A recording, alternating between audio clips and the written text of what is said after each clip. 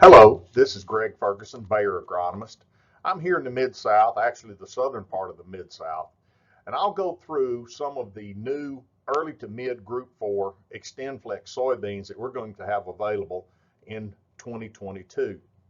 Now, XtendFlex means that these soybeans are tolerant to Roundup, XtendiMax, and Liberty herbicides.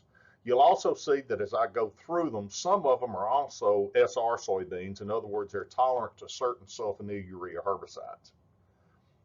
These were planted on April the 21st on a very heavy clay soil. You can kind of see that. You can see that the size of these has been limited by some of the colder weather and rain that we've had. Also, these are planted in 30-inch rows, and they're 12 rows per plot. So let's go through these and see what you think. You'll see through some of the video and pictures that I have here that we've used a drone to get a good idea of how these varieties look and grow. We're basically late in the season here. Nothing is blooming except some of the mid to late Group 5s that we have. We're going to break this video and presentation up into about 3 segments where we're going to look at early Group 4s, which is the one we're doing here, a mid Group to late Group 4s, and then our Group 5s. So the first one we'll start with is one of our checks that we use in these tests. This one is not an XtendFlex soybean, it's an Xtend soybean. It's our Asgrow 43XO. It has done very well on clays and silt loams both. It's an excluder soybean, so it's good in salty soils, and it's very tolerant to frog eye, and it's got pretty good standability.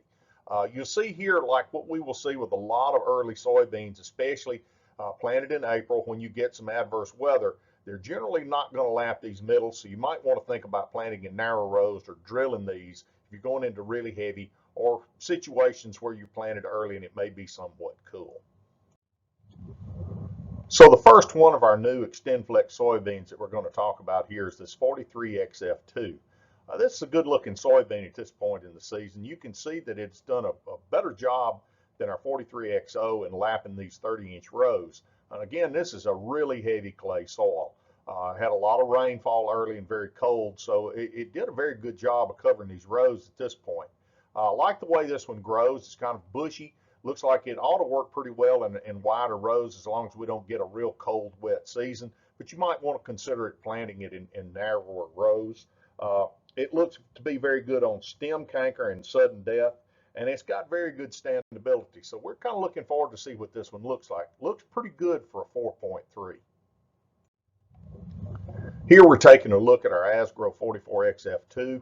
This one has a canopy very similar to what we saw with our 43XO. It's a little bit narrower, so I would certainly think about planting this one in twin rows or something a little bit more narrow if we had a situation where we're going into a cooler time or maybe early planting in the season. This one looks pretty good. It's got very good tolerance on frog eye. This is also an SR soybean, meaning it's tolerant to certain sulfonylurea herbicides. Got real good standability, good tolerance to stem canker. So we're going to take a look at this one, see how it looks later in the season when we get the yields. The last one that we're going to talk about here with our early Group 4s is our 45XFO. We tested this one in 2020, and you might recognize this one. This one looks a little bit or a good bit like our Asgrow 4632 from back in the day. It's got some genetics very similar. It tolerates heavy clays very similar to what we saw with our Asgrow 4632. This one is also an SR soybean, meaning it is also tolerant to certain sulfonylurea herbicides. It's real good on frog eye and good on stem canker. Now this is one that is not going to stand really well if you plant it fairly late on really light soils. It'll do fine planted in early April on lighter soils, but it can get pretty tall and may get a little lazy if you plant it a good bit later.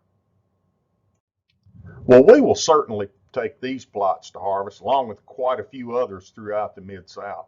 So we certainly ought to have some yield information that's relative to you or your soils. So please tune in later and we'll give you an update on how these have done. Thank you for your attention. If you have any further questions, contact your local Asgrow representative for further information.